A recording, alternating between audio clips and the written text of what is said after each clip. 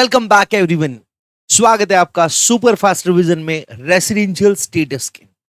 ये super fast revision उन बच्चों के लिए रेलेवेंट है जिन्होंने एक बार पहले पढ़ रखा है। आइदर आपने मेरे से पढ़ा हो, कहीं और से पढ़ा हो, कोई फर्क नहीं पड़ रहा है, ठीक है। या फिर जिन बच्चों ने पहले एग्जाम दिया था, अब वापस से वो एग्जाम दे रहे हैं, तो उनके लिए ये सुपर फास्ट रिवीजन बहुत ज्यादा हेल्पफुल होने वाला है।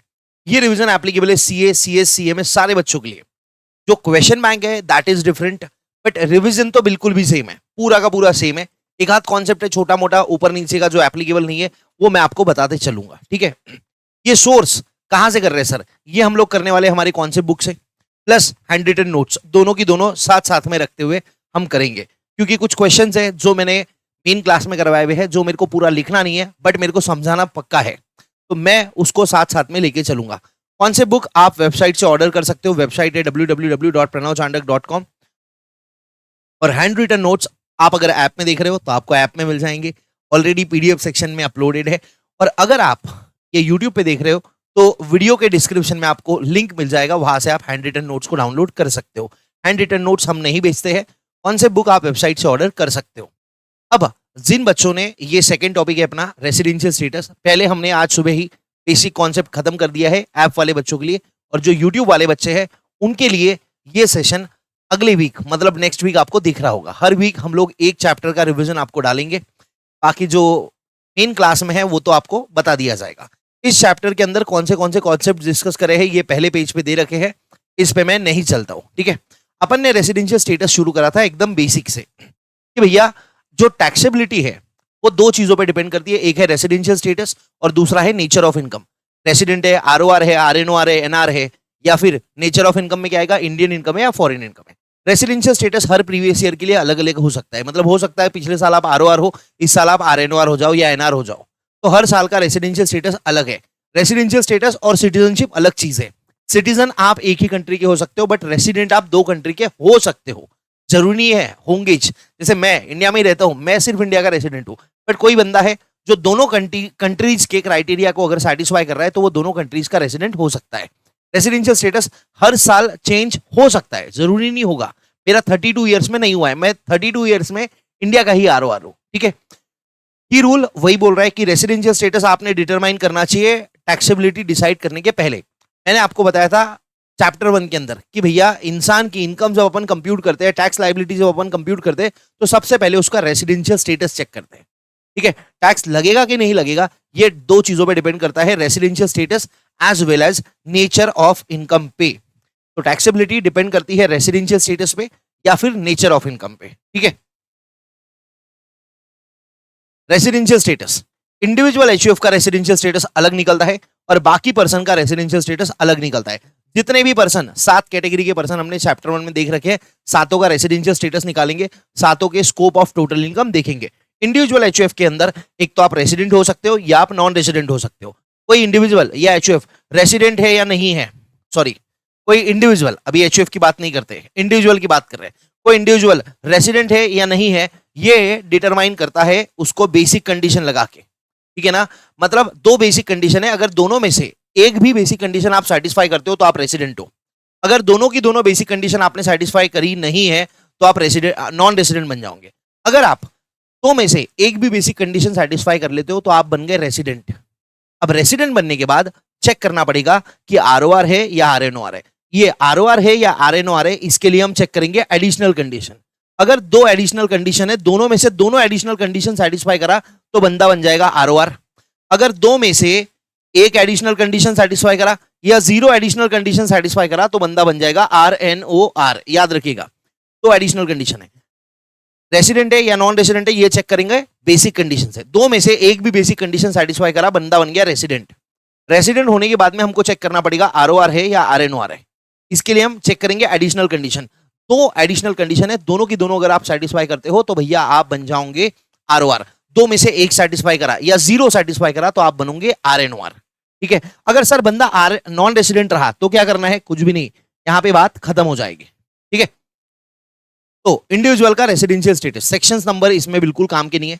तो बेसिक कंडीशन है, जिसमें पहला बेसिक कंडीशन है प्रीवियस ईयर, जिस प्रीवियस ईयर का रेसिडेंशियल स्टेटस आप निकाल रहे हो उस प्रीवियस ईयर में 182 डेज या उससे ज्यादा इंडिया में होना। ये 182 डेज या उससे ज्यादा जो स्टे इन इंडिया है ये कंटिन्यूअस रिक्वायर्ड नहीं है। Stay includes territorial waters of India. Territorial waters of India जो 12 नॉटिकल माइल तक जाता है लैंड मास से आगे, समुद्र में 12 नॉटिकल माइल, उसमें अगर हो तो इंडिया में माने जाओगे। कंटिन्यूअस स्टे की जरूरत नहीं है, ठीक है। तो पहला बेसिक कंडीशन है 182 डेज और मोर इन अ प्रीवियस ईयर।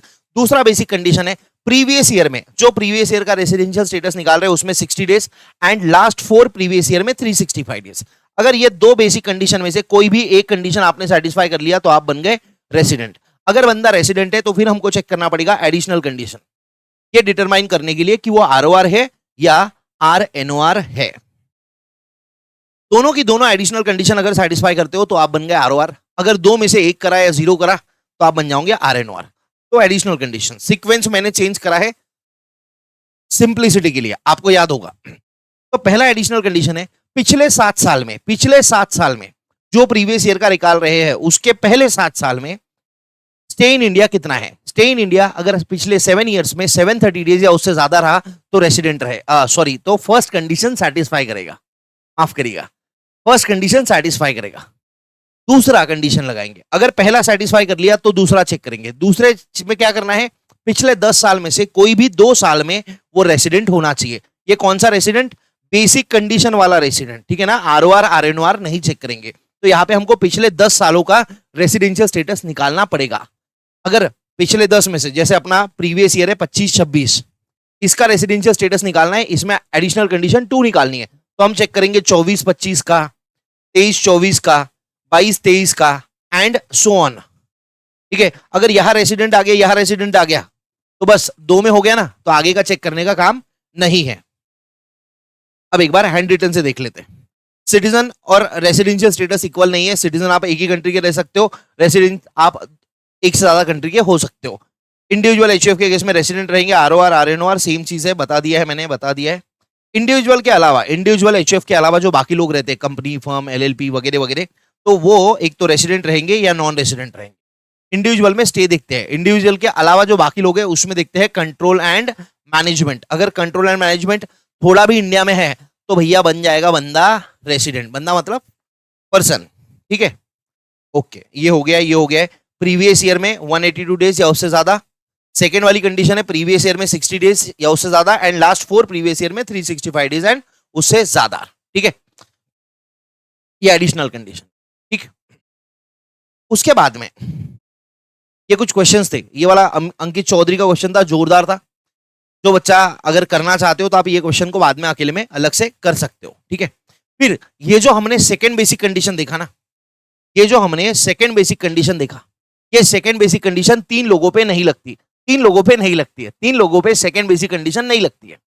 मतलब अगर ये 3 लोग जिनकी बात मैं आगे करने वाला हूं, ये अगर रेसिडेंट करने हैं तो भैया, या ये अगर रेसिडेंट होने हैं तो इनको फर्स्ट बेसिक कंडीशन ही सेटिस्फाई करना पड़ेगा, ठीक है।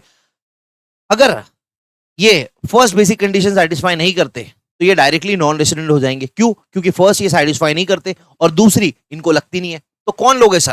पहला है Indian citizen who leaves India during previous year, Indian citizen who leaves India during previous year for employment outside India, for employment outside India, India के बाहर नौकरी करने जा रहा है। आपकी कंपनी इंडिया के बाहर है, आपकी नौकरी इंडिया के बाहर है। अगर आपकी नौकरी इंडिया में है और उस काम के सिलसिले में आप इंडिया के बाहर जा रहे हो तो ये एक्सेप्शन आपको एप्लीकेबल नहीं रहेगा। मैंने आपको इसका एग्जांपल दे रखा है, इसका एक क्वेश्चन भी कर रखा है। Second, Indian citizen who leaves India during previous year as a member of crew, foreign going, India के बाहर जाने वाला जो इंडियन शिप है उसका अगर क्रू मेंबर है तो उसको सेकंड बेसिक कंडीशन नहीं लगता।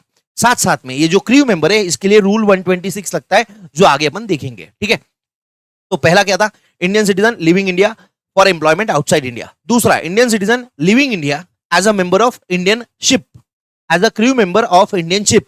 इन दो लोगों को सेकेंड बेसिक कंडीशन कभी नहीं लगता।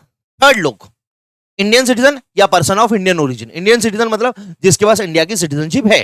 पर्सन ऑफ इंडियन ओरिजिन मतलब जो इंसान खुद, उसके मम्मी पापा, उसके दादा दादी, उसके नाना नानी, individual himself, his parents, his grand parents were born in undivided India. Undivided India में पैदा होने चाहिए। अगर डिवाइडेड इंडिया में पैदा हुए तो आप पर्सन ऑफ इंडियन ओरिजिन रहोगे, ये कंपलसरी नहीं है। अगर आप खुद, आपके मम्मी पापा, आपके दादा दादी, नाना नानी, दोनों ग्रैंड पेरेंट्स, मैटरनल पैटर्नल, अगर कोई भी अनडिवाइडेड इंडिया में पैदा हुआ है तो आपको पर्सन ऑफ इंडियन ओरिजिन कहा जाएगा। ठीक है। और अनडिवाइडेड इंडिया में सिर्फ इंडिया नहीं आता है, इंडिया आता है, पाकिस्तान आता है, बांग्लादेश आता है। ठीक है। तो इंडियन सिटीजन या पर्सन ऑफ इंडियन ओरिजिन जो इंडिया में विजिट के लिए आ रहा है प्रीवियस ईयर में, उसको भी सेकेंड बेसिक कंडीशन नहीं लगेगा। ठीक है। ये पहले से लिखे हुआ था, बट इस पॉइंट पे फाइनेंस एक्ट 2020 लेके आई चेंज। और ये चेंज किसके लिए लाया है? इंडियन सिटीजन या पर्सन ऑफ इंडियन ओरिजिन जो इंडिया में प्रीवियस ईयर के में विजिट के लिए आ रहा है एंड जिसका इंडियन सोर्स का income is greater than 15 lakh. Indian source का इनकम अगर 15 लाख से ऊपर है तो फिर भैया ये लोग इंडियन सिटीजन या पर्सन ऑफ इंडियन ओरिजिन जो इंडिया में विजिट पे आ रहा है एंड जिसका इंडियन सोर्स का इनकम 15 लाख से ऊपर है, उसको सेकंड बेसिक कंडीशन लगेगा, बट मॉडिफाइड वाला। देखो लिखा हुआ है इंडियन सिटीजन या पर्सन ऑफ इंडियन ओरिजिन जो इंडिया में विजिट के लिए आ रहा है। नॉर्मल रूल क्या है? सेकंड बेसिक कंडीशन नहीं लगता, बट अगर इंडियन सोर्स का इनकम 15 लाख से ऊपर है तो सेकंड बेसिक कंडीशन लगेगा, बट मॉडिफाइड वाला। क्या मॉडिफाई किया है? प्रीवियस ईयर में जो नॉर्मली 60 डेज लिखा था उसको 120 डेज कर दिया है। 60 डेज की जगह 120 डेज है। एंड लास्ट 4 प्रीवियस ईयर में कितना है? 365 डेज। यहां चेंज नहीं है, ये सेम है। चेंज कहां हुआ है? यहां चेंज हुआ है। ठीक है, ओके। तो भैया देखो यहां पे एक बार मैंने वापस से डिटेल में दे रखा है। अगर इंडियन सिटीजन या पर्सन ऑफ इंडियन ओरिजिन जो इंडिया में विजिट के लिए आ रहा है, ठीक है, और उनका इंडियन सोर्स का इनकम 15 लाख से कम है या 15 लाख या उससे कम है, तो जो अभी अमेंडमेंट आया उसमें कवर्ड नहीं है। तो 15 लाख या उससे कम है तो सेकंड बेसिक कंडीशन उनको एप्लीकेबल नहीं होगा, जो नॉर्मली नहीं लगता है। फर्स्ट बेसिक कंडीशन अगर इन्होंने सेटिस्फाई नहीं करा तो ये नॉन रेसिडेंट हो जाएंगे। मतलब 15 लाख या उससे कम आपका इनकम है तो भैया आपको सेकंड बेसिक कंडीशन एप्लीकेबल नहीं है। बट अगर आप इंडियन सिटीजन हो या पर्सन ऑफ इंडियन ओरिजिन हो जो इंडिया में विजिट के लिए आ रहे हैं एंड आपका 15 लाख से ज्यादा का इंडियन सोर्स का इनकम है तो आपको सेकंड बेसिक कंडीशन लगेगा, बट मॉडिफाइड वाला। मॉडिफाई क्या किया है? मॉडिफाई किया है कि प्रीवियस ईयर में जो स्टे 60 डेज था उसको 120 डेज कर दिया है। ये समरी चार्ट है। ठीक है। इंडियन सिटीजन या पर्सन ऑफ इंडियन ओरिजिन जो विजिट पे आ रहे हैं एंड इंडियन सोर्स का इनकम 15 लाख से ऊपर है, अगर ये 182 डेज से ज्यादा के लिए इंडिया में, तो भैया इन्होंने तो फर्स्ट बेसिक कंडीशन सेटिस्फाई किया है। फर्स्ट बेसिक कंडीशन को सेटिस्फाई करके अगर कोई भी इंसान, चाहे ये भी क्यों ना हो, रेसिडेंट बन रहे ना, तो भैया यहां पे चेक किया जाएगा कि बंदा आरओआर है या आरएनओआर है। क्यों? क्योंकि इन्होंने फर्स्ट बेसिक कंडीशन को सेटिस्फाई करके रेसिडेंट बने हैं। बट अगर इनका स्टे 120 डेज से लेके 181 डेज तक है एंड इनका इंडियन सोर्स का इनकम 15 लाख से ऊपर है, किसका? इंडियन सिटीजन या पर्सन ऑफ इंडियन ओरिजिन का। ठीक है। एंड इंडिया में जो स्टे है वो 120 से ज्यादा है, 181 तक है, मतलब ये फर्स्ट बेसिक कंडीशन सेटिस्फाई नहीं कर रहे हैं, सेकंड कर रहे हैं मॉडिफाइड वाला। ठीक है। और सेकंड मॉडिफाइड बेसिक कंडीशन को सेटिस्फाई करके जो बंदा रेसिडेंट बनता है ना, उसको हमेशा आरएनओआर कहा जाता है। ठीक है। तो ये बंदा बना है रेसिडेंट क्योंकि इसने सेकंड बेसिक कंडीशन सेटिस्फाई करा, बट इसके केस में अपने को एडिशनल कंडीशन चेक करने की जरूरत नहीं है, ये बाय डिफॉल्ट आरएनओआर हो जाता है। ठीक है। और अगर कोई बंदा, वही कौन, इंडियन सिटीजन या पर्सन ऑफ इंडियन ओरिजिन जिसका इनकम 15 लाख से कम है, सॉरी 15 लाख से ज्यादा है, एंड वो इंडिया में विजिट पे आया और 120 दिन से कम रहा, तो पहला बेसिक कंडीशन एप्लीकेबल है पर सेटिस्फाई नहीं करता। दूसरा बेसिक कंडीशन भी एप्लीकेबल हो गया क्योंकि इंडियन सोर्स का इनकम 15 लाख से ज्यादा है, बट 120 डेज रहना चाहिए, सेटिस्फाई नहीं कराए 120 डेज, तो भैया ये बंदा डायरेक्टली नॉन रेसिडेंट बन जाएगा। क्लियर है? फिर ये जो हमने बात करी थी, क्रू मेंबर की बात करी थी ना, तो क्रू मेंबर की एक और बात खत्म कर देते कि भैया इंडियन शिप का अगर कोई क्रू मेंबर है, वो इंडिया के बाहर शिप में जा रहा है तो उसको सेकंड बेसिक कंडीशन नहीं लगती है, बराबर है। एंड दूसरा एक और रूल आता है, रूल 126, जो कहता है कि अगर कोई क्रू मेंबर है इंडियन शिप का, ठीक है, एंड वो शिप में जा रहा है, तो ज्वाइनिंग से लेके साइनिंग ऑफ तक डेट, जब वो शिप में, जब वो ड्यूटी को ज्वाइन करा, वहां से लेके साइनिंग ऑफ तक का डेट वो इंडिया में नहीं है, ऐसा माना जाएगा। वो कहा है? पानी में है। इंडिया में नहीं है, वो कहा है? पानी में है। तो ज्वाइनिंग से लेके साइनिंग ऑफ तक का डेट इंडिया में नहीं है, ऐसा माना जाएगा। ये ज्वाइनिंग का डेट और साइनिंग ऑफ का डेट कहां का लेना है? कंटिन्यूअस डिस्चार्ज सर्टिफिकेट में जो दिया है। शिप इंडिया से कब गई, शिप का टेरिटोरियल वाटर कब क्रॉस किया, ये सबसे कोई मतलब नहीं है। हमको देखना है कंटिन्यूअस डिस्चार्ज सर्टिफिकेट में ज्वाइनिंग का डेट क्या है और साइनिंग ऑफ का कहा है। ठीक है। ज्वाइनिंग से लेके साइनिंग ऑफ तक, ये जो ज्वाइनिंग डेट दिया रहेगा और साइनिंग ऑफ का डेट दिया रहेगा ना, ये नंबर ऑफ डेज निकाल लेना। और ये नंबर ऑफ डेज वो इंडिया में नहीं था, वो कहा था शिप में था। शिप में था मतलब इंडिया में नहीं था। ठीक है। तो अगर आपने ये समझ लो ज्वाइनिंग से लेके साइनिंग ऑफ तक का डेट निकाला, उतना टाइम वो इंडिया में नहीं था, exclude from stay in India. और ये डेट आती है आपकी 187, मतलब ज्वाइनिंग से लेके साइनिंग ऑफ तक दोनों डेट को इंक्लूड करके 187 डेज अगर वो शिप में था, तो इंडिया में कितना होगा? टोटल है 365, उसमें से 187 शिप में था, तो इंडिया में कितना था? 178 डेज था। अब आपको क्वेश्चन में दिया रहेगा ज्वाइनिंग का डेट, साइनिंग ऑफ का डेट, वो आपको नंबर ऑफ डेज निकालने हैं, ज्वाइनिंग से लेके साइनिंग ऑफ तक कितने डेज है, और उतने दिन टोटल डेज 365 में से माइनस करने के बचे हुए डेज वो इंडिया में था। ठीक है, तो इंडिया में कितना था? 178 डेज। क्या ये बंदा फर्स्ट बेसिक कंडीशन सेटिस्फाई कर रहा है? नहीं कर रहा है। सेकंड बेसिक कंडीशन इसको नहीं लगती, तो भैया ये बंदा हो जाएगा नॉन रेसिडेंट। अगर कोई 178 डेज इंडिया में है तो वो बंदा हो जाएगा नॉन रेसिडेंट। ठीक है, साथ में पर्सन ऑफ इंडियन ओरिजिन का बता रखा है मैंने, इंडिविजुअल खुद, उसके पेरेंट्स, उसके ग्रैंड पेरेंट्स, चाहे मैटरनल हो पैटर्नल हो, मतलब दादा दादी नाना नानी, इनमें से कोई भी एक इंसान कहां पैदा होना चाहिए? अनडिवाइडेड इंडिया में, that is India before 1947। India Pakistan Bangladesh में पैदा होना चाहिए, तभी जाके वो बंदा पर्सन ऑफ इंडियन ओरिजिन बनेगा। ये देखो, ये लिखवाया मैंने, exception to second basic condition, मतलब इनको सिर्फ 182 डे वाला रूल एप्लीकेबल है। पहला कौन है? Indian citizen living India as a member of crew during previous year. दूसरा है Indian citizen living India for employment outside India during previous year. और तीसरा है, देखो पहले तो जाने वाले लोग हैं, तीसरा आने वाला लोग है। कौन है? इंडियन सिटीजन या पर्सन ऑफ इंडियन ओरिजिन जो इंडिया में विजिट के लिए आ रहा है। ठीक है, अगर आप इंडिया में आ रहे हो तो आप जिस कंट्री से आ रहे हो वहां पे आपका बिजनेस होना चाहिए। ठीक है, कुछ खास काम का पॉइंट नहीं है। बट ये हाई इनकम इंडिविजुअल के लिए एक नया रूल है, वो अमेंडमेंट मैंने बताया ना, फाइनेंस एक्ट 2020 अमेंडमेंट लेके आया था कि अगर आप इंडियन सिटीजन या पर्सन ऑफ इंडियन ओरिजिन हो, आप इंडिया में विजिट के लिए आ रहे हो, प्लस आपका टोटल इनकम कौन सा टैक्सेबल वाला 15 लाख से ऊपर है, तो आपको सेकेंड बेसिक कंडीशन लगेगी मॉडिफाइड वाली, स्टे ड्यूरिंग प्रीवियस ईयर देखा जाएगा 120 डेज से ज्यादा है या 120 डेज है, 120 डेज या उससे ज्यादा अगर आप इंडिया में हो तो भैया आप बन गए रेसिडेंट। और ये क्लॉज को सेटिस्फाई करके जो रेसिडेंट बनेगा वो हमेशा RNOR रहेगा। ठीक है, ये यहाँ पे ये जो मैंने हैंड रिटन में दिखाया वो यहाँ पे ऐसे भी दे रखा है। अगर किसी की इनकम 15 लाख से कम है या 15 लाख है तो उसको सेकेंड बेसिक कंडीशन एप्लीकेबल नहीं होगी, मतलब वो ये इस पॉइंट में नहीं आएगा। पर बोला था ना इंडियन सिटीजन या person of Indian origin visit पे आ रहे तो उनको सेकेंड बेसिक कंडीशन नहीं लगती। बट ये पॉइंट क्या बोल रहा था? एक्सेप्शन कि अगर 15 लाख से ज्यादा इनकम है तो लग सकता है मॉडिफाइड वाला, और अगर 15 लाख या उससे कम है तो फिर नहीं लगेगा। ये मैंने आपको समझाया। ठीक है, इसका ये दे रखा है। और इंडियन सोर्स के इनकम में क्या क्या आ गया? इंडियन सोर्स के इनकम में 3 इनकम आ गई। अगर आपको याद होगा तो अपन ने लास्ट में, सबसे लास्ट में जब मैंने स्कोप ऑफ टोटल इनकम आपको पढ़ा दिया था, वहां पे मैंने आपको बताया था इंडियन सोर्स की इनकम में क्या क्या आता है। लेके चलता हूं मैं, 1 मिनट रुक जाइए।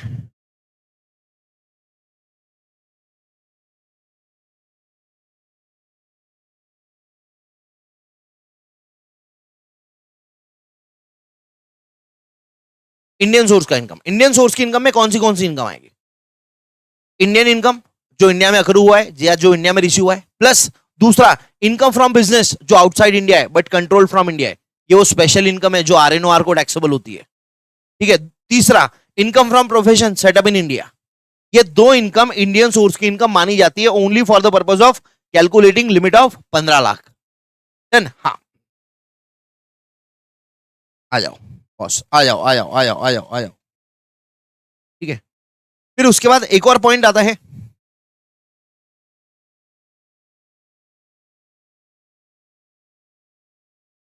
डीम्ड रेसिडेंट वाला। अभी यहां पे क्या हुआ, अगर आप इंडियन सिटीजन या पर्सन ऑफ इंडियन ओरिजिन हो, ठीक है, एक चीज और ध्यान रखना कि पहले और दूसरे में जो इंडिया के बाहर जा रहे हैं ना, वहां पे इंडियन सिटीजन होना चाहिए। बट तीसरे में जो इंडिया में विजिट के लिए आ रहे हैं वहां पे इंडियन सिटीजन या पर्सन ऑफ इंडियन ओरिजिन चलता है। अगर आपको कभी क्वेश्चन में बोल दिया कि person of Indian origin India के बाहर एम्प्लॉयमेंट के लिए जा रहा है प्रीवियस ईयर में, और ये फॉरेन सिटीजन है, तो उसको सेकंड बेसिक कंडीशन लगता कि नहीं लगता? आप क्या बोलोगे? लगता। पर्सन ऑफ इंडियन ओरिजिन अगर इंडिया के बाहर जा रहा है ना तो वो एक्सेप्शन में कवर्ड नहीं है। पर्सन ऑफ इंडियन ओरिजिन सिर्फ थर्ड वाले पॉइंट में है बॉस, समझ रहे हो बात को? हाँ, ठीक है। फिर ये इनकम फ्रॉम फॉरेन सोर्स की डेफिनेशन दे रखी है, और यहां पे मैंने लिख दिया है टोटल इनकम। अपन ने क्या बोला था? इंडियन सोर्स, पर यहां पे क्या है बुक में? Other than income from foreign source, मतलब फॉरेन सोर्स के अलावा इनकम, फॉरेन सोर्स के अलावा, अदर देन, फॉरेन सोर्स के अलावा मतलब कौन सी, इंडियन सोर्स की इनकम। और बाद में यहां पे इन्होंने बताया भाई इनकम फ्रॉम फॉरेन सोर्स क्या होती है। तो जो जो चीजें इनकम फ्रॉम फॉरेन सोर्स में आती है उसके अलावा, तो इनकम फ्रॉम फॉरेन सोर्स में क्या आता है, ऐसी इनकम जो ना इंडिया में अक्रू हुआ है, ना इंडिया में अक्रू हुआ ऐसा डीम्ड है, और रिसीव हुआ वो भी नहीं है, ठीक है। बट इसमें दो फॉरेन इनकम्स है, ये एक्चुअल में फॉरेन इनकम्स है, ये मैंने आपको लेक्चर में पढ़ा दिया था। ये फॉरेन इनकम होने के बावजूद भी इसको इनकम फ्रॉम फॉरेन सोर्स से हटा दिया गया है। मतलब ये अगर इनकम फ्रॉम फॉरेन सोर्स से माइनस हुई है तो ये इंडियन सोर्स की इनकम में प्लस हो जाएगी। तो इंडियन सोर्स की इनकम में क्या क्या आता है, Indian income accrued in India, received in India, या फिर profession income from business outside India, control from India, और चौथा है प्रोफेशन सेटअप इन इंडिया। ये दो स्पेशल इनकम है जो आरएनओआर के केस में, ये दो स्पेशल फॉरेन इनकम है जो आरएनओआर के केस में टैक्सेबल होती है। But for the purpose of calculating 15 lakh का लिमिट, ये दोनों इनकम्स जो एक्चुअली फॉरेन इनकम्स है उनको फॉरेन सोर्स की इनकम से बाहर निकाला गया है, बाहर निकाला गया है, वो सिर्फ 15 लाख की लिमिट कैलकुलेट करने के लिए। यहां पे मैंने पीसी नोट में बहुत डिटेल में आराम से बता रखा है, आप चाहो तो इसको बैठ के पॉज करके पढ़ सकते हो, ठीक है। उसके बाद अभी क्या पढ़ा था अपन ने, इंडियन सिटीजन या पर्सन ऑफ इंडियन ओरिजिन जो इंडिया में विजिट के लिए आ रहा है, जिसका इंडियन सोर्स का इनकम 15 लाख के ऊपर है, उसको भैया इंडिया में रेसिडेंट मानेंगे अगर वो 120 डेज इंडिया में रहता है। बट एक और प्राणी है सेक्शन 61A, ये सेक्शन नंबर याद रखना है। एक और प्राणी है जो इंडिविजुअल इंडियन सिटीजन है, इंडिविजुअल इंडियन सिटीजन, एंड जिसका इंडियन सोर्स का इनकम 15 लाख से ऊपर है, एंड जिस कंट्री में ये रहता है उस कंट्री में ये टैक्स नहीं भर रहा। मतलब मैं अगर दुबई में रहता हूं और दुबई वाली कंट्री अगर मेरे से टैक्स नहीं ले रही हो और मैं इंडियन सिटीजन हूं, बस काफी है। इंडिया वाले बोलेंगे हम तुमको अपना मान रहे, हम तुमको अपना रेसिडेंट मान रहे, बट कौन सा वाला रेसिडेंट रहेगा, ये आरएनओआर बनेगा हमेशा, ये हमेशा आरएनओआर बनेगा, ठीक है ना, ये हमेशा आरएनओआर बनेगा। और ये मानने बनाने की जरूरत कब है, जब इंसान एक्चुअल में सिटीजन रेसिडेंट नहीं है। अगर कोई इंसान ऑलरेडी इंडिया का रेसिडेंट है उसको ये प्रोविजन क्यों लगाएंगे, अरे जो ऑलरेडी मेरी ही बंदी है उसको मैं अपनी बंदी क्यों मानूं। अब जैसे दिशा मेरी वाइफ है, क्या मैं बोलूंगा आपको कि मैं दिशा को अपनी वाइफ मानता हूं, अबे मानने की क्या बात है, वो तेरी वाइफ ही है वैसे भी पगले, बराबर। हाँ, तो भैया अगर आप इंडियन सिटीजन हो, आपकी इंडियन सोर्स की इनकम 15 लाख से ऊपर है, प्लस जिस कंट्री में आप रह रहे हो वहां पे आप टैक्स नहीं पे कर रहे हो, जिस कंट्री में आप रह रहे हो वहां पे आप टैक्स नहीं पे कर रहे हो, तो इंडिया में आपको रेसिडेंट माना जाएगा। और अगर आप रेसिडेंट बन गए तो फिर आरओआर आरएनओआर नहीं चेक करेंगे, आपको बोलेंगे आप आरएनओआर हो हमेशा। ऐसे लोग जो ये कंडीशन 61A को सेटिस्फाई करके रेसिडेंट बनते हैं वो हमेशा आरएनओआर होते हैं बॉस, है ना। हाँ, पर्सन लायबल टू टैक्स, ये बिल्कुल भी काम की डेफिनेशन नहीं है, मैंने कटवा दिया था क्लास में। Indian citizen plus Indian income 15 lakh से ऊपर और कहीं और टैक्सेबल नहीं है तो इंडिया का रेसिडेंट है। सर यहाँ पे इंडिया में आने की जरूरत नहीं है, मैंने बता दिया था यहाँ पे इंडिया में आने की जरूरत नहीं है।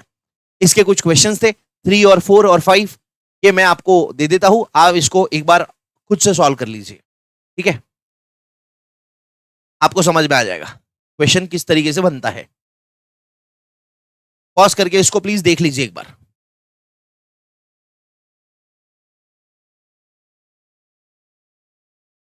ठीक है, देखिए ये क्वेश्चन देखिए, mister K N Indian citizen has following details, UAE में रहता है पूरा साल, इंडिया में आया नहीं है, पर इनकम की डिटेल देखो, इंडिया की इनकम है 22 लाख रुपए, इंडिया में बिजनेस है, इनकम है 22 लाख, और यूए में सैलरी है 15 लाख।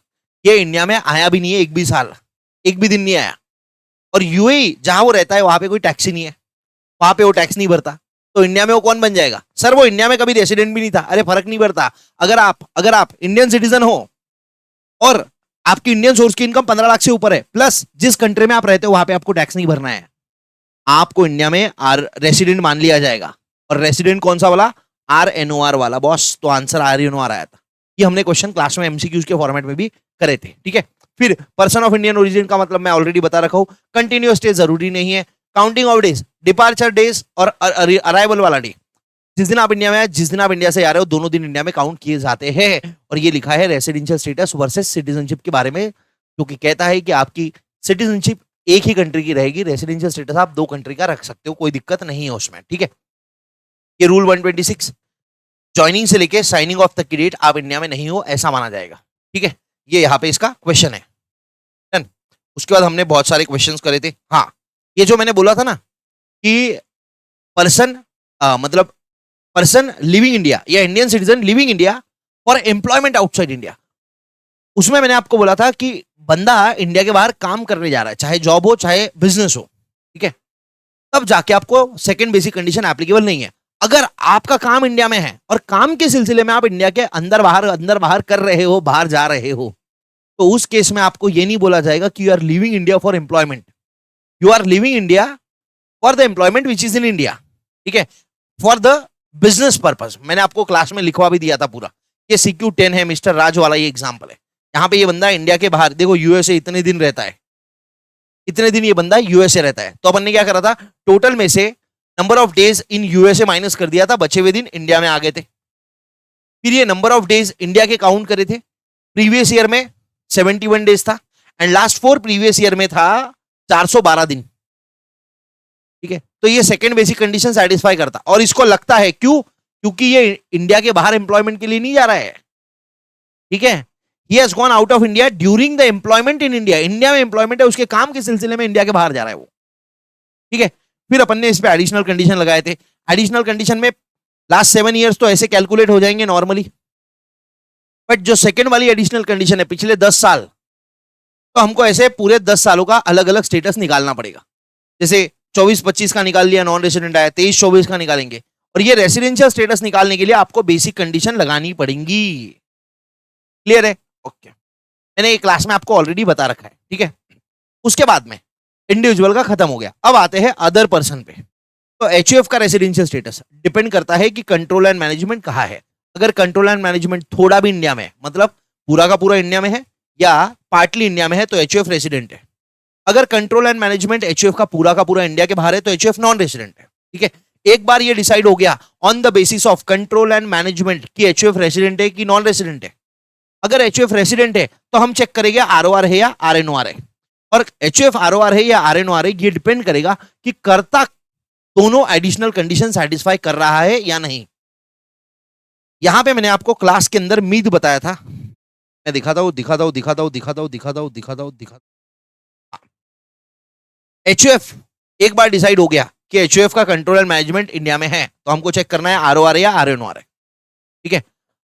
यहां पे लोग क्या बोलते हैं कि कर्ता का रेसिडेंशियल स्टेटस जो है वही एचयूएफ का रेसिडेंशियल स्टेटस रहेगा। गलत।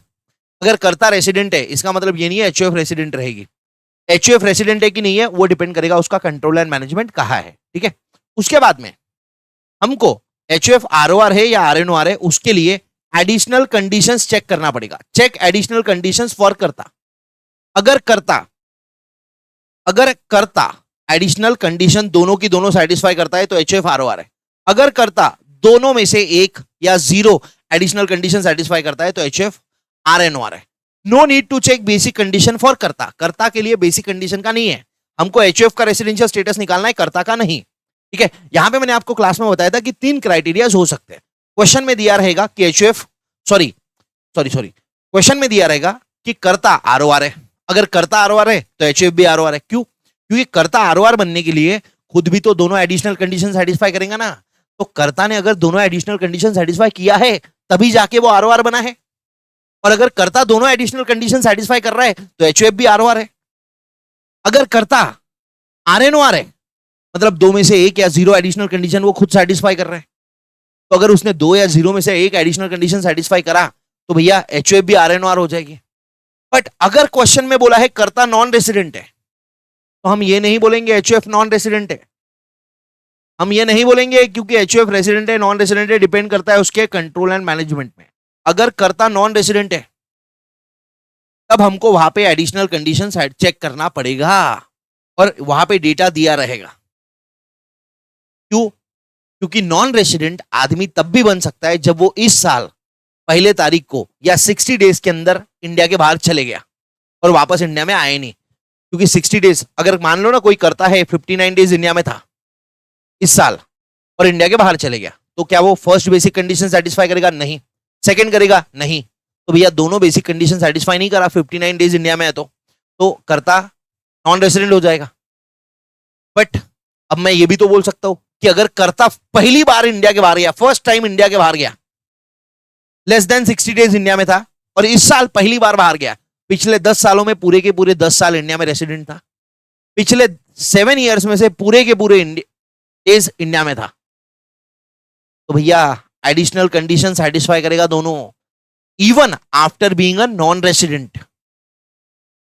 तो अगर करता नॉन रेसिडेंट है तो हमको चेक करना पड़ेगा एडिशनल कंडीशंस लगा के, ठीक है। ये तब की बात है जब ट्रैप वाला क्वेश्चन है। अगर बेसिक क्वेश्चन है तो एडिशनल कंडीशन से रिलेटेड डेटा दिया रहेगा, वो डेटा उस पर अप्लाई करो करता पे। अगर वो दोनों एडिशनल कंडीशन सेटिस्फाई करता है तो एचयूएफ आरओआर है, दो में से एक या जीरो करता है तो एचयूएफ आरएनओआर है, बात खत्म हो गई है, ठीक है। कंट्रोल एंड मैनेजमेंट मतलब क्या होता है बॉस? कंट्रोल एंड मैनेजमेंट मतलब जहां पे हेड और ब्रेन सिचुएटेड है, जहां पे बिजनेस के सब्सटेंशियल डिसीजंस लिए जाते हैं।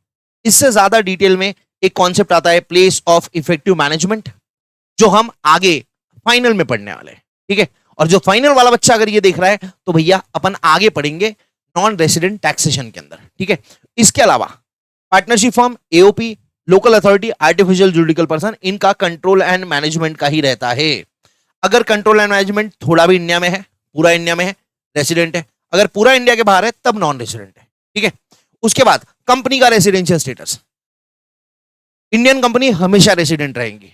अदर देन इंडियन कंपनी है, मतलब फॉरेन कंपनी है, तो उसके लिए हमको चेक करना पड़ेगा पोएम कहां है, प्लेस ऑफ इफेक्टिव मैनेजमेंट। अगर फॉरेन कंपनी है तो हमको चेक करना पड़ेगा प्रीवियस ईयर में उस कंपनी का place of effective management poem कहां है।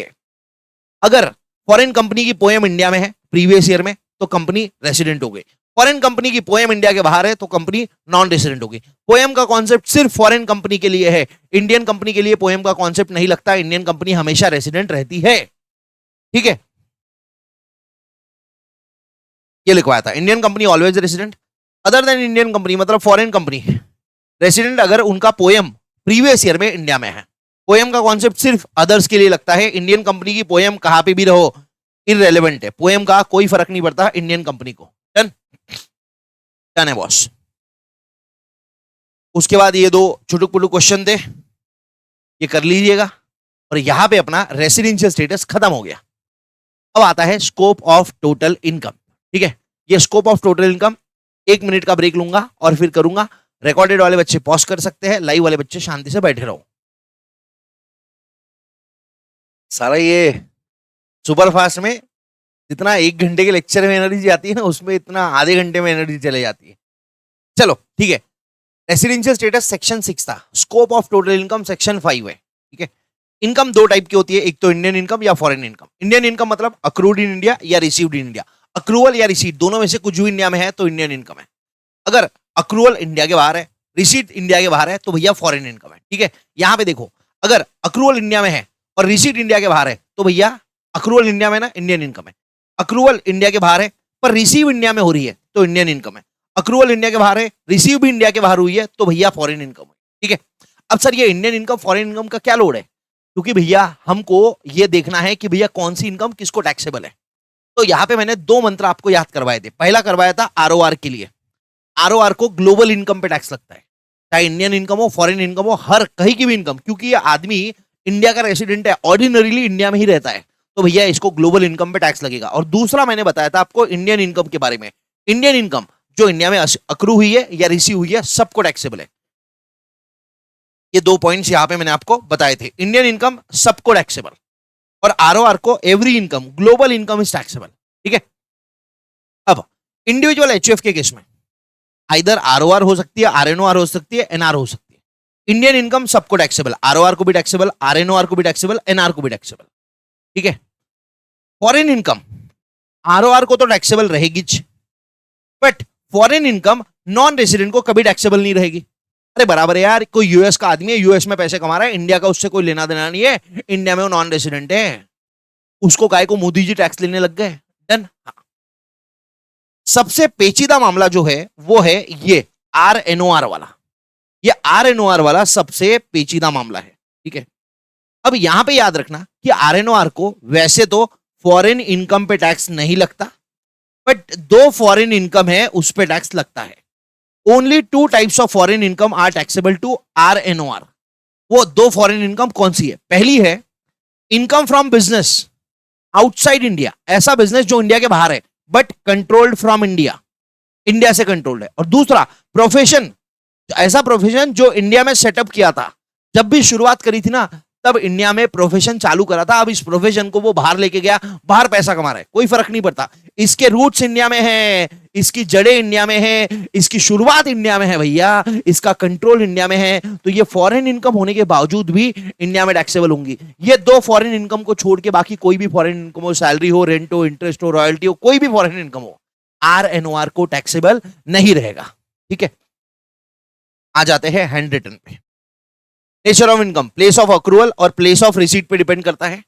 इंडियन इनकम बता दिया मैंने आपको, ये भी मैंने बुक में डाल रखा है। फिर यहां देखो, ये दोनों फॉरेन इनकम है बट RNOR को टैक्सेबल है क्योंकि इसका बेस जो है ना, बेस शुरुआत इंडियन है। यहां पे सेकंड, पहले वाले केस में तो कंट्रोल इंडिया में है। ये फॉरेन इनकम है बट RNOR को टैक्सेबल है। बाकी ये दो को छोड़ के बाकी कोई भी फॉरेन इनकम RNOR को टैक्सेबल नहीं रहती है। और जब अपन वो 15 लाख वाली लिमिट निकालते हैं ना, वो इंडियन सिटीजन या person of Indian origin coming on visit to India and income Indian source का 15 लाख के ऊपर है, ये दोनों इनकम को इंडियन सोर्स में गिना जाता है। इंडियन इनकम नहीं है, इनको इंडियन सोर्स में गिना जाता है क्योंकि फॉरेन सोर्स की इनकम में से इन दोनों को निकाल दिया है। ठीक है, अब आपके मन में आएगा कभी कि सर ये इनकम तो इंडियन दिख रही है क्योंकि कंट्रोल फ्रॉम इंडिया है, ये प्रोफेशन इंडिया में सेटअप हुआ है। तो बेटा मैं आपको बता दूं, ये जो पहली इनकम है ना, ये जो बिजनेस से आ रही है वो बिजनेस इंडिया के बाहर है। तो अगर बिजनेस इंडिया के बाहर है तो अक्रू इंडिया के बाहर होंगे। ठीक है, और जब अक्रू इंडिया के बाहर हो रही है तो नॉर्मल अजम्पशन ये है कि इंडिया के बाहर ही रिसीव होंगे। तो accrued outside India, received outside India foreign income है। बट इसमें स्पेशल क्या है, ये क्यों RNOR को टैक्सेबल कर दे रहे? क्योंकि ये कंट्रोल्ड फ्रॉम इंडिया है। और कहीं मैंने आपको ऊपर बताया क्या कि इंडिया से कंट्रोल हो रही है मतलब इंडियन इनकम है? मैंने बताया नहीं। मैंने आपको बोला अगर इंडिया में अक्रू हुई तो इंडियन इनकम, इंडिया में रिसीव हुई तो इंडियन इनकम। ठीक है, बच्चे अक्सर यहां पे गलती करते हैं। बच्चों को लगता है ये जो इनकम है ना, क्योंकि ये बिजनेस कंट्रोल फ्रॉम इंडिया है, क्योंकि ये प्रोफेशन सेटअप इन इंडिया है, उनको लगता है ये इंडियन इनकम है। नहीं, ये फॉरेन इनकम है, ये बिजनेस इंडिया के बाहर है। तो अक्रू इंडिया के बाहर होंगी, रिसीव इंडिया के बाहर होंगी। और सर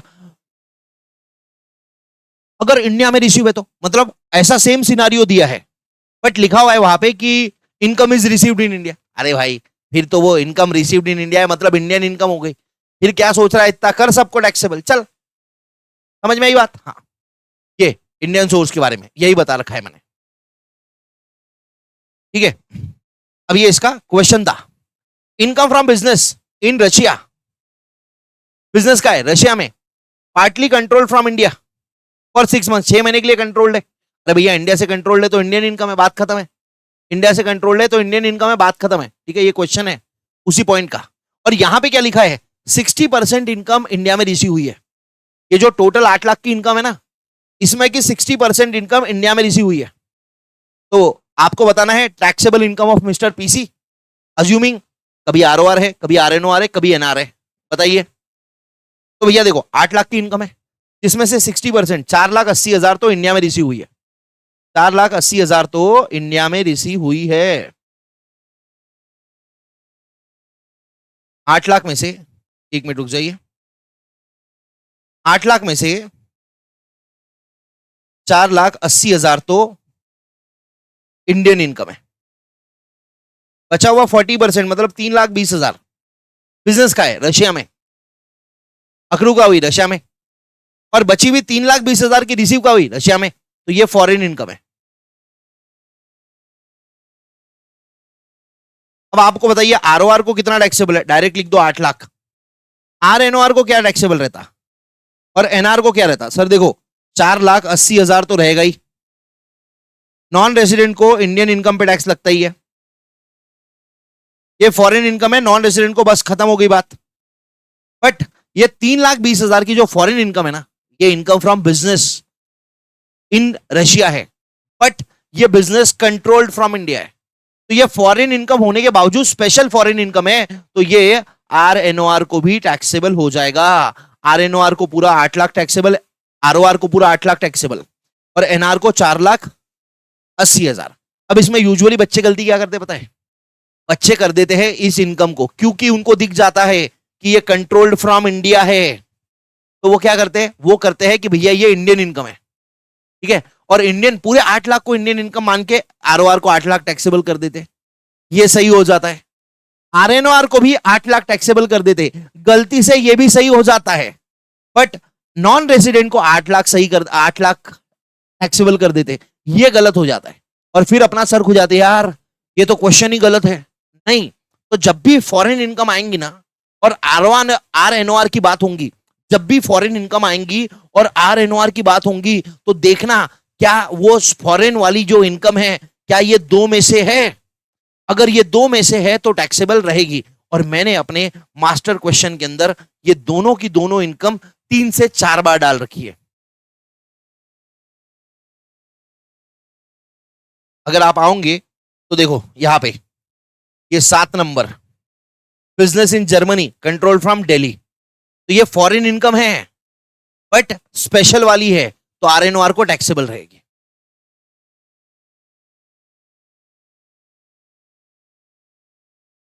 ये business in Russia control from Russia, अब ये फॉरेन इनकम है but not control from India, तो ये RNOR को टैक्सेबल नहीं रहेगी।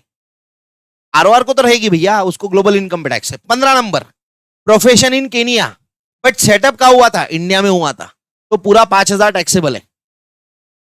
NR को नहीं रहेगा, फॉरेन इनकम है, डन है। RNOR को रहेगा, क्यों? क्योंकि प्रोफेशन इंडिया में सेटअप हुआ था, तो ये फॉरेन इनकम है बट सेटअप इंडिया में हुआ था। अब आप कर रहे हो, मैंने इसमें आपको लॉयर लोगों के एग्जाम्पल भी दिए थे, डन है। हाँ, आ जाइए। अब जिनने एक बार पढ़ा है उनको क्लियर है ये, अब जो एक बार भी नहीं पढ़ा है भैया आपसे गुजारिश है आप लेक्चर्स ले लीजिए।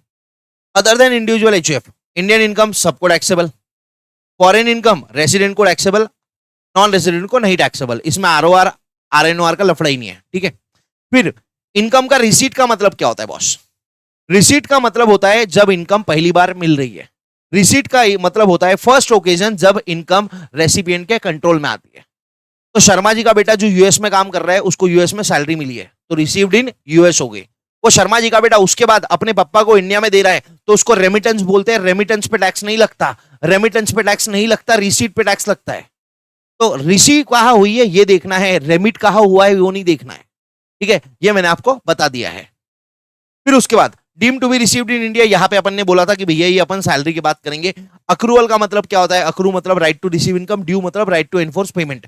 अगर आपकी सैलरी 30 तारीख 31 को महीना खत्म हो गया, आपकी सैलरी अक्रू हो गई, बट आप आपके एम्प्लॉयर पे केस नहीं कर सकते हो। एम्प्लॉयर पे केस तभी करोगे जब ड्यू होंगी, और ड्यू कब होती है? जब भी आपका डिसाइडेड पे साइकिल है। जैसे हमारे यहाँ 5 तारीख को ड्यू होती है, पिछले महीने की सैलरी आपको 5 तारीख को मिलेगी, तो 5 तारीख को ड्यू हुआ, 5 को नहीं दिया तो आप हमको मार सकते हो, ठीक है। उसमें सेक्शन 5 के 2 एक्सप्लेनेशन थे। जो बोलता था कि बैलेंस शीट में एंट्री करा इसका मतलब रिसीट नहीं है, ये related to consolidated financial statement था। अगर कोई कंपनी है, सब्सिडरी कंपनी है इंडिया के बाहर और होल्डिंग कंपनी है इंडिया में, तो होता क्या है? होल्डिंग कंपनी को अपना खुद का एक स्टेटमेंट बनाना पड़ता, दूसरा इसको कंसोलिडेटेड फाइनेंशियल स्टेटमेंट बनाना पड़ता। कंसोलिडेटेड फाइनेंशियल स्टेटमेंट मतलब पूरे के पूरे यूनिट का, पूरे के पूरे ऑर्गेनाइजेशन का। ये सब्सिडरी कंपनी का भी इसमें लेना पड़ता है। तो कंसोलिडेटेड फाइनेंशियल स्टेटमेंट बन रहा है इंडिया में, मतलब कंसोलिडेटेड मतलब सबकी मिला के एक बैलेंस शीट बन रही है। उस बैलेंस शीट में सब्सिडरी कंपनी का रेवेन्यू डाला है या सब्सिडरी कंपनी की रिसीट डाली है। तो क्योंकि बैलेंस शीट इंडिया में बन रही है, इसका मतलब क्या रिसीव इंडिया में हुआ है? नहीं, पागल हो क्या? वो बैलेंस शीट जो बन रही है ना, वो सिर्फ कंसोलिडेटेड बन रही है for the purpose of reporting. वो रिसीट नहीं मानी जाएंगी। बैलेंस शीट में एंट्री डाल दिया मतलब रिसीव हुआ, ऐसा नहीं है, ठीक है। डबल टैक्सेशन नहीं होता, मतलब क्या है? अक्रूवल बेसिस पे एक बार टैक्स कर दिया तो रिसीट बेसिस पे फिर से टैक्स नहीं होगा, ठीक है।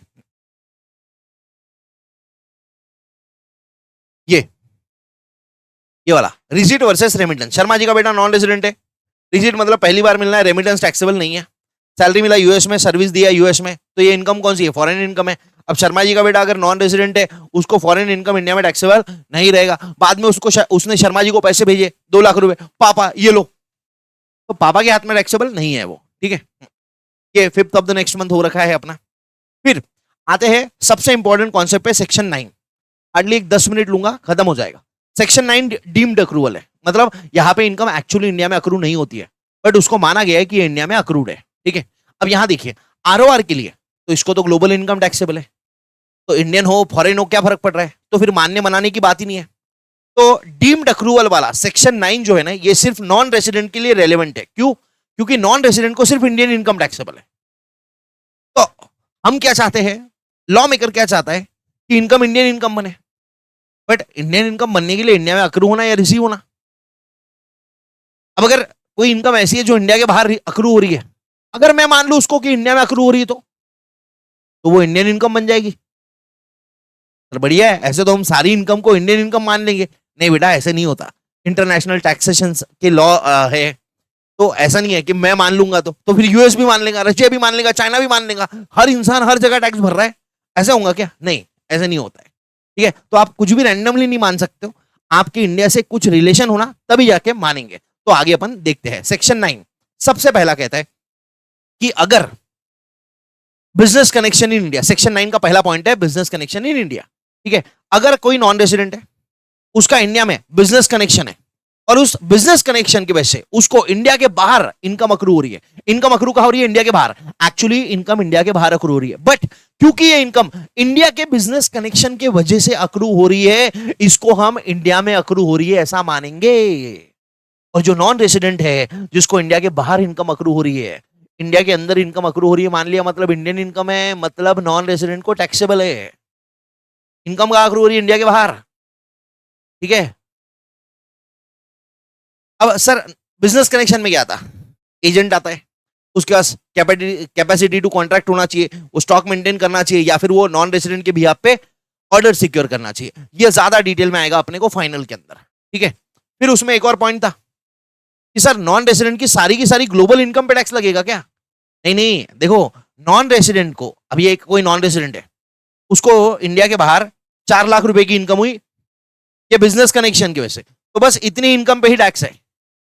अरे पूरे नॉन रेसिडेंट की पूरी इनकम पे टैक्स मत कर देना, नहीं तो मालूम पड़ा एक नॉन रेसिडेंट है, उसको इंडिया के बाहर, इंडिया में जो बिजनेस कनेक्शन है उसकी वजह से 4 लाख की इनकम हो रही है। 4 लाख क्यों बोलते हैं, 4 करोड़ की इनकम हो रही है, और उसकी बाकी अदर इनकम्स जो है ना, वो है 96 करोड़, जो उसको नॉर्मली हो रही है, इंडिया के बिजनेस कनेक्शन के वजह से नहीं, नॉर्मली हो रही है। तो सिर्फ ये 4 करोड़ टैक्सेबल रहेंगे, बाकी नहीं रहेगा। नहीं तो मालूम पड़ा किसी बेचारे नॉन रेजिडेंट का इंडिया में बिजनेस कनेक्शन है, और आपने उसकी पूरी फॉरेन इनकम पे गोल मार दिया कि भैया तेरी पूरी 100 करोड़ की इनकम इंडिया में टैक्सेबल हो गई ना। जो income business connection in India की वजह से हो रही है वही टैक्सेबल रहेगी इंडियन ऑपरेशंस की वजह से। क्लियर है? हाँ, चलो सेकंड, थर्ड, फोर्थ, अगर इंडिया में कोई भी कैपिटल एसेट है, इंडिया में कोई भी आपका बिजनेस का सोर्स है, ये पहला हो गया बिजनेस कनेक्शन का, बस इतना ही काम का है, ठीक है। बिजनेस कनेक्शन के कुछ एग्जांपल्स दे रखे, आपको चाहिए तो पढ़ लो। सेकंड, आपके इंडिया में कोई प्रॉपर्टी है, आपका इंडिया में कोई एसेट है, या आपका इंडिया में कोई सोर्स ऑफ इनकम है। इंडिया में प्रॉपर्टी है, घर है, बिल्डिंग है, रेंट मशीन है, या फिर कोई आपका एसेट इंडिया में, या फिर कोई सोर्स ऑफ इनकम आपका इंडिया में, तो भैया उससे होने वाली इनकम इंडियन इनकम रहेगी, उससे होने वाली इनकम इंडिया में अक्रू हुई है ऐसा माना जाएगा। अब जैसे मेरी प्रॉपर्टी इंडिया में है, मैं रहता हूं दुबई में, मैंने अपनी प्रॉपर्टी दुबई में ही किसी शेख को रेंट पे दे दिया जिसका बिजनेस इंडिया में है, तो प्रॉपर्टी इंडिया में, बट मैं दुबई में रहता हूं, शेख भी दुबई में है, तो हमने दुबई में ट्रांजैक्शन कर लिया, बट प्रॉपर्टी का है, प्रॉपर्टी तो इंडिया में ना, तो उससे होने वाली इनकम इंडिया में अक्रू हुई है ऐसा माना जाएगा। प्रॉपर्टी कहा है, एसेट कहा है, सोर्स ऑफ इनकम का है, ठीक है। और इसी के वजह से इंडियन कंपनी से जो इंटरेस्ट आ रहा है, अब इंटरेस्ट कहां से आ रहा है? इंडियन कंपनी से, कंपनी कहां है? इंडिया में है, तो वो इंडियन इनकम है ऐसा माना जाएगा। उसके बाद कैपिटल एसेट्स को अगर आप ट्रांसफर करते हो, कैपिटल एसेट इंडिया में है, अब आपने उसका रजिस्ट्रेशन कहां करवाया? इंडिया में, इंडिया के बाहर फर्क नहीं पड़ रहा, आपको पैसा कहां मिला फर्क नहीं पड़ रहा, आपने बैठ के एग्रीमेंट कहां किया फर्क नहीं पड़ रहा, कैपिटल एसेट इंडिया में ना, हाँ, तो उस पर होने वाला कैपिटल गेन इंडिया में अक्रू हुआ ऐसा माना जाएगा, और वो टैक्सेबल रहेगा नॉन रेसिडेंट को। कंपनी इंडियन कंपनी है, इंडियन कंपनी से होने वाला डिविडेंड इंडिया में अक्रू हुआ ऐसा माना जाता है और वो टैक्सेबल रहता है।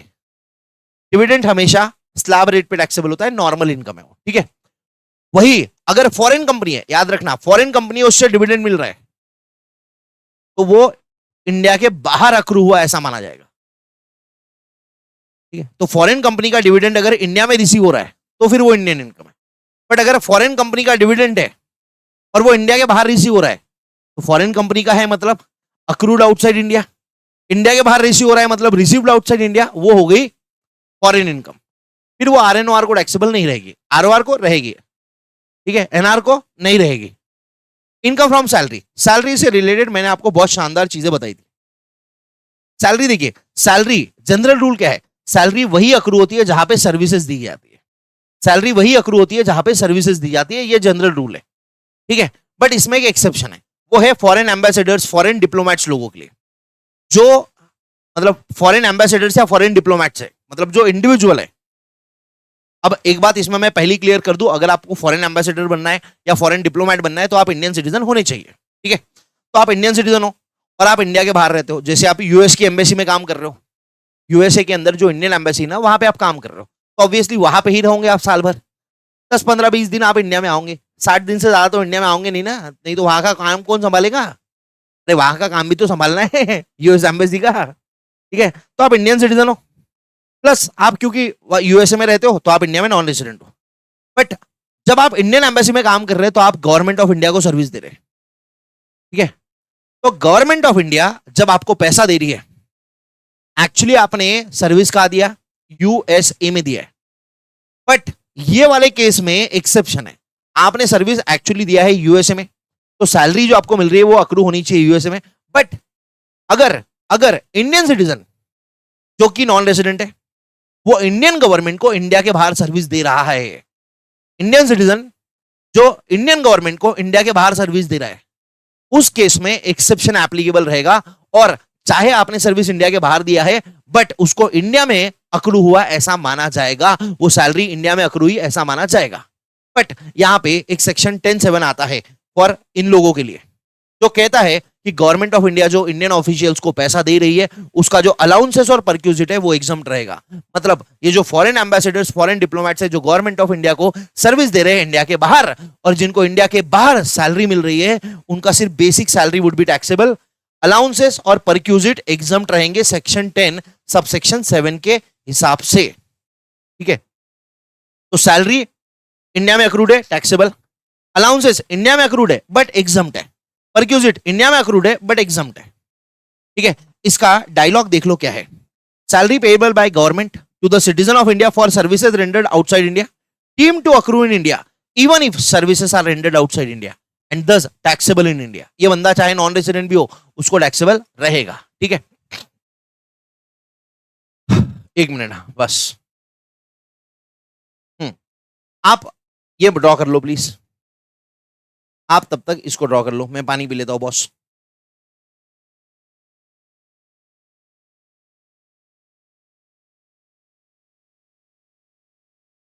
चलिए, अब उसके बाद आता है बहुत फेमस पॉइंट, बहुत फेमस पॉइंट, इस पे बहुत सारे क्वेश्चन आते हैं, interest royalty fees for technical service. अरे भाई भाई भाई, interest royalty fees for technical service paid to non resident, ठीक है।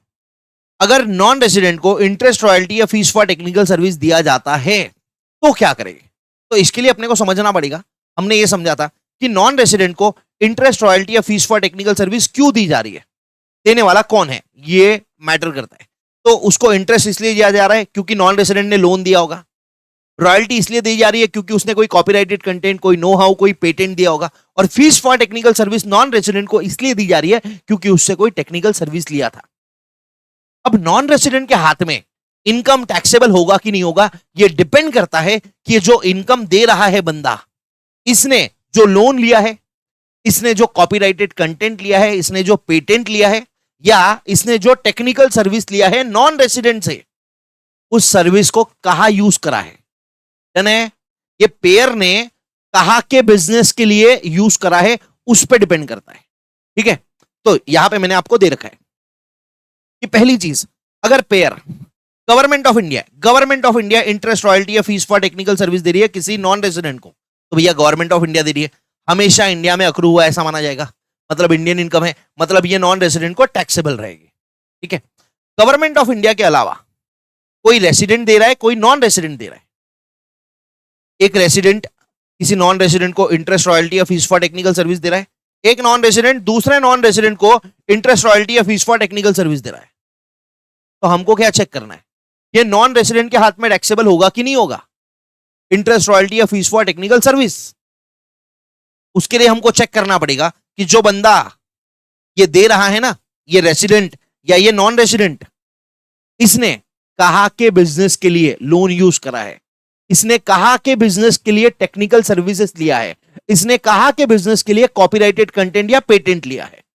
अगर बिजनेस इंडिया का है, मतलब आप इंडिया में अपना लोन यूज कर रहे हो, अक्रूड इन इंडिया। अगर आप इंडिया के बिजनेस के बाहर, इंडिया के बाहर के बिजनेस के लिए यूज कर रहे हो, तो नॉट अक्रूड इन इंडिया। हमको देखना है बिजनेस जिसके लिए बोरोड मनी यूज करिए। अगर बिजनेस इंडिया में है तो accrued in India, business India के बाहर है तो नॉट अक्रूड इन इंडिया। ठीक है, अरे बराबर है ना, एक नॉन रेसिडेंट दूसरे नॉन रेसिडेंट को इंटरेस्ट दे रहा है। अब वहां मोदी जी को कहां इंटरेस्ट आ गया?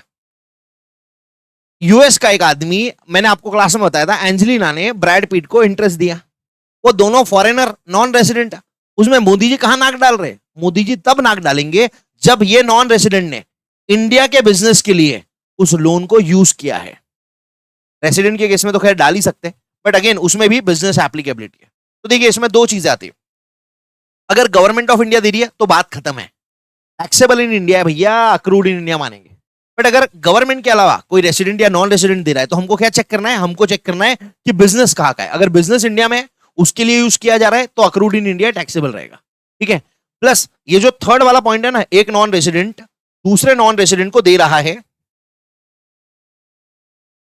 ये देखो, any purpose always, in India yes, outside India no, in India yes, outside India no. ठीक है, फिर ये जो नॉन रेसिडेंट, एक नॉन रेसिडेंट जब दूसरे नॉन रेसिडेंट को इंटरेस्ट रॉयल्टी या फीस फॉर टेक्निकल सर्विस देना है ना, हमको देखना है कि जो बंदा दे रहा है, जिसने लोन लिया है या जिसने टेक्निकल सर्विसेज लिया है या जिसने क्या कहते हैं कॉपीराइटेड कंटेंट लिया है, तो वो बंदा अपने पर्सनल पर्पस या इन्वेस्टमेंट पर्पस के लिए यूज नहीं कर रहा है। मतलब ये जो नॉन रेसिडेंट है, एक नॉन रेसिडेंट जो दूसरे नॉन रेसिडेंट को दे रहा है इंटरेस्ट, अगर ये नॉन रेसिडेंट ने जो लोन लिया है वो अपने पर्सनल पर्पस के लिए लिया है या लोन इन्वेस्ट करने वाला है, इंडिया में बिजनेस में नहीं बना रहा, इन्वेस्ट कर रहा है, तो उस केस में इंडिया में अक्रू नहीं माना जाएगा। फिर यहां पे एक और सर्कुलर था कि जो सिनेमाटोग्राफिक फिल्म है, जो मूवीज है, उसका सेल, उसका डिस्ट्रीब्यूशन, उसका एग्जीबिशन, रॉयल्टी आता है। तो भैया आपने किसी फॉरेनर से फॉरेन में फिल्म, फॉरेन मतलब हॉलीवुड की फिल्म दिखाने के लिए डिस्ट्रीब्यूशन राइट्स लिए, तो आप जो उसको पैसा दोगे उसको रॉयल्टी बोला जाएगा। ठीक है, ये यहां पे डायलॉग है कि भैया टेरिटोरियल नेक्सस की जरूरत नहीं है, इंटरेस्ट रॉयल्टी या fees for technical service India में तभी टैक्सेबल होंगी जब सर्विसेज इंडिया में यूटिलाइज होंगी। ठीक है, तो अगर एक नॉन रेसिडेंट दूसरे नॉन रेसिडेंट को इंटरेस्ट रॉयल्टी या फीस फॉर टेक्निकल सर्विस दे रहा है, और जो ये नॉन रेसिडेंट है जिसको इनकम हो रही है, उसका इंडिया में अस्तित्व होना जरूरी नहीं है, उसका इंडिया में टेरिटोरियल नेक्सस होना जरूरी नहीं है, उसका इंडिया में सर्विस देना दे कोई फर्क नहीं पड़ता, उसका इंडिया में रेसिडेंस है ना हो कोई फर्क नहीं पड़ता, उसका इंडिया में प्लेस ऑफ बिजनेस हो ना हो कोई फर्क नहीं पड़ता। ये नॉन रेसिडेंट का इंडिया में बिजनेस कनेक्शन भी नहीं है सर। अरे भाई ठीक है, पर जिसको तूने लोन दिया ना, उस आदमी ने उस लोन को इंडिया के बिजनेस के लिए यूटिलाइज करा है। तो भैया अगर यूटिलाइज करिए ना सर्विस, तो इंडिया में टैक्सेबल हो जाएगी। इसमें एक थ्योरी क्वेश्चन है कि interest royalty fees for technical service is taxed in India irrespective of territorial nexus. मतलब इंडिया की टेरिटोरी के साथ उसका कोई नेक्सस है नहीं है, कनेक्शन है नहीं है, कोई फर्क नहीं पड़ता। अगर वो सर्विसेज इंडिया में यूटिलाइज हो रही है, अगर वो लोन इंडिया के बिजनेस के लिए यूज हो रहा है, तो भैया वो इंडिया में अक्रू हुआ ऐसा माना जाएगा, इंडिया में टैक्सेबल रहेगा, बात खत्म। ठीक है, ये दिशा का क्वेश्चन था। गवर्नमेंट ऑफ इंडिया से मिल रहा है, टैक्सेबल रहेगा। यूएसए से मिल रहा है, नहीं रहेगा। Utilized income earning in India taxable, outside India not taxable, in India taxable, खत्म, सिंपल। ठीक है, उसके बाद लास्ट वाला पॉइंट, अगर कोई रेसिडेंट, हैंड रिटन में होगा लिखे हुआ, हाँ, अगर कोई रेसिडेंट किसी नॉन रेसिडेंट को, फॉरेन कंपनी को या आरएनओआर को, ये फॉरेन कंपनी और आरएनओआर 2 साल पहले ऐड हुआ है, पहले था रेसिडेंट नॉन रेसिडेंट को दे रहा है। अगर कोई resident non resident foreign company या आरएनओआर को गिफ्ट दे रहा है 50,000 के ऊपर का, तो ये बंदे के हाथ में इनकम अक्रू करी ऐसा माना जाएगा, इस बंदे को टैक्सेबल रहेगा, इस बंदे को टैक्सेबल रहेगा। और कब से? 05/07/2019 से। ये कब होता है? ये ब्लैक का पैसा व्हाइट में करने के लिए ये लोग इनको पैसा देते हैं और बाद में ये इनको कैश देते हैं और बाद में इसको बोलते हैं कि तू हमको गिफ्ट दे दे in the form of, sorry, तू हमको व्हाइट में पैसा दे दे in the form of gift, क्योंकि कैश इंडिया के बाहर नहीं ले जा सकती। इसका पूरा का पूरा मैंने आपको ये एग्जांपल दे रखा था, अब उसको मैं रिपीट नहीं करूंगा पूरा वापस। अगर कोई रेसिडेंट किसी नॉन रेसिडेंट फॉरेन कंपनी या आरएनओआर को गिफ्ट दे रहा है 50,000 के ऊपर का विदाउट एनी कंसिडरेशन, तो जो रेसिपिएंट है उसके हाथों में this gift will be taxable, it will be deemed to accrue in India and it will be taxable in the hands of these people, recipient. ठीक है, ये बताया था। इंटरेस्ट डिविडेंड इंडियन कंपनी दे रही है तो इंडिया में अक्रूड है, इंडियन इनकम है, सबको टैक्सेबल है। फॉरेन कंपनी दे रही है तो अक्रूड आउटसाइड इंडिया है। तो अगर इंटरेस्ट या डिविडेंड अगर फॉरेन कंपनी दे रही है तो नॉर्मल इंडिया में अक्रू नहीं है, इंडिया के बाहर है। बट अगर रिसीव इंडिया के बाहर हो रहा है तो फॉरेन इनकम है, सिर्फ आरओआर को टैक्सेबल है। बट अगर फॉरेन कंपनी का डिविडेंड इंडिया में रिसीव हो जा रहा है ना, तो इंडियन इनकम बन गई, क्योंकि received in India Indian income है, सबको टैक्सेबल है। डन।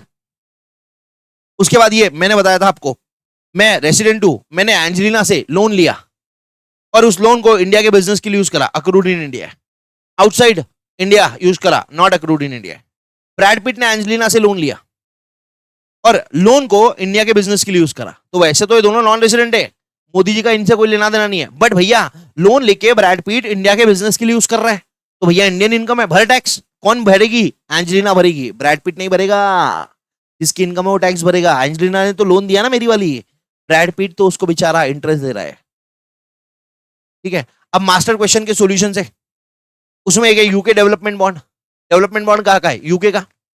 ये बस एक बता रहा हूं मैं आपको, बाद में हो गया अपना। डेवलपमेंट बॉन्ड कहाँ का है? यूके का। तो अक्रू कहाँ होंगी? यूके में। पूरा 10,000 यूके में अक्रू होगा। इसमें से 50% इंटरेस्ट इंडिया में रिसीव हो गया, तो 5,000 जो इंडिया में रिसीव हुआ वो इंडियन इनकम है। आरओआर को भी टैक्सेबल, आरएनओआर को भी, एनआर को भी। बट जो बचे हुए 5,000 कहाँ रिसीव हुए? यूके में, वो फॉरेन इनकम है। तो आरओआर को तो टैक्सेबल रहेगा, आरओआर को 5,000 इंडियन वाला भी, 5,000 फॉरेन वाला भी टैक्सेबल रहेगा। आरएनओआर को इंडियन वाला रहेगा, एनआर को भी इंडियन वाला रहेगा। बट ये जो बचे हुए 5,000 है जो फॉरेन इनकम है, ये एनआर को तो टैक्सेबल नहीं रहती है फॉरेन इनकम, आरएनओआर को 2 फॉरेन इनकम टैक्सेबल रहती है। क्या? Interest on UK development bond. क्या वो 2 स्पेशल फॉरेन इनकम में से आती है जो आरएनओआर को टैक्सेबल होती है? आंसर इज नो, तो टैक्सेबल नहीं रहेगा। 10, 5, 5 ऐसा आएगा। ठीक है, फिर ये क्या है? Debenture in Indian company. अरे भैया रिसीव्ड इन लंदन है, कुछ फर्क नहीं पड़ता, इंडियन कंपनी है, उसके डिबेंचर है, उसका इंटरेस्ट मिला है, इंडियन इनकम, सबको टैक्सेबल, बात खत्म। ठीक है, business manage from London. Sir business outside India से मैनेज हो रहा है, उससे फर्क नहीं पड़ता, बिजनेस इंडिया में ना, इंडियन इनकम है, खत्म बात, सबको टैक्सेबल। वो उल्टा केस है, बिजनेस इंडिया के बाहर है, कंट्रोल फ्रॉम इंडिया है, वो फॉरेन इनकम है बट स्पेशल वाली जो आरएनओआर को टैक्सेबल रहती है। ठीक है, ये fifth, share of Indian company, Indian income, सबको टैक्सेबल। ब्रिटिश कंपनी का डिविडेंड है, कंपनी ब्रिटिश है तो accrued outside India, received in London है मतलब received outside India, foreign income है, सिर्फ आरओआर को टैक्सेबल रहेगी। सर आरएनओआर को बेटा सिर्फ 2 ही फॉरेन इनकम टैक्सेबल रहती है, income from business outside India, control from India. क्या ये बिजनेस की इनकम है? नहीं। Income from provision, setup in India, नहीं, वो भी नहीं है। 6th वाला, sale of plant in Germany, इसमें से 50% इंडिया में रिसीव्ड हुआ, तो ये 40 में से 20,000 सबको टैक्सेबल जो इंडियन इनकम है, और बचा हुआ 20,000 जो इंडिया के बाहर रिसीव हुआ वो फॉरेन इनकम है, क्योंकि प्लांट कहाँ है? जर्मनी में है प्लांट, तो वो आरओआर को तो टैक्सेबल रहेगा बट आरएनओआर को नहीं रहेगा, क्योंकि ये फॉरेन इनकम है, स्पेशल वाली नहीं, नॉर्मल वाली, और एनआर को भी नहीं रहेगा। ठीक है, 7th वाला ये इंपॉर्टेंट है, इसको बात करके खत्म करते हैं। Income in business, income in Germany, income कहाँ है? जर्मनी में, बिजनेस का है जर्मनी में, कंट्रोल फ्रॉम दिल्ली, और 40,000 इंडिया में रिसीव हुआ, अब 70 में से 40 तो इंडिया में रिसीव हो गया, तो भैया 40,000 इंडियन इनकम है, सबको टैक्सेबल, इसको भी, इसको भी, इसको भी। बचा हुआ 30,000, ये जर्मनी के बिजनेस की इनकम है, जो कि जर्मनी में ही रिसीव हुआ है। क्यों? अरे 70 में से 40 इंडिया में रिसीव हुआ, मतलब बचा हुआ जर्मनी में रिसीव हुआ है, तो ये 30,000 फॉरेन इनकम है। बट ये स्पेशल फॉरेन इनकम है, बट ये स्पेशल फॉरेन इनकम है क्योंकि ये बिजनेस कंट्रोल फ्रॉम दिल्ली है, बिजनेस कंट्रोल फ्रॉम इंडिया है, तो ये आरओआर को तो टैक्सेबल रहेगा। देखो आरओआर को 40 और 30 पूरा 70 टैक्सेबल है, आरएनओआर को 40 टैक्सेबल है क्योंकि इंडियन है, और ये 30 टैक्सेबल है क्योंकि फॉरेन है, बट स्पेशल वाली फॉरेन है, और एनआर को तो 40 ही टैक्सेबल है। ठीक है, डन। उसके बाद एक लास्ट वाला पॉइंट बच गया है मेरा, जो मैंने, देखो ये टेरिटोरियल नेक्सस वाला जो मैंने बोला था ना, उसका ये थ्योरी क्वेश्चन है, जस्ट रीड वंस। ये तो खैर वो फॉरेन एम्बेसडर वाला है, आप सीक्यू 15 कर लेना, हो जाएगा आपसे। ठीक है, ये अपने को नहीं पढ़ना है, थ्योरी क्वेश्चन है, ये नहीं पढ़ना है, मत पढ़ना। ठीक है, और लास्ट वाला past foreign untaxed income, past पुराने टाइम की है, फॉरेन अनटैक्स्ड इनकम है, पुराने टाइम की कोई इनकम है जो इंडिया में लेके आए हो। अब ये इनकम अभी की है ही नहीं, अर्लियर प्रीवियस ईयर की है। अब जिस साल की इनकम थी उस साल टैक्स लगी नहीं लगी कोई फर्क नहीं पड़ता। अब आप करंट ईयर में 5 साल पहले 3 साल पहले की पास्ट इनकम को इंडिया में लेके आ रहे हो, रेमिट कर रहे हो, तो क्या इंडिया में टैक्सेबल हो जाएगा? नहीं। Bringing that money into India letter does not attract tax. याद रखना, ये पास्ट फॉरेन अनटैक्स्ड इनकम किसी को टैक्सेबल नहीं है। पास्ट फॉरेन अनटैक्स्ड इनकम किसी को, आरओआर को भी टैक्सेबल नहीं है, ये यहां पे दे रखा है मैंने। Past foreign untaxed income brought to India during previous year, 13 number का 5,000 रुपए। देखो 13 नंबर में क्या है, 13 नंबर में है आरओआर को भी नहीं, आरएनओआर को भी नहीं, एनआर को भी नहीं, किसी को भी नहीं है।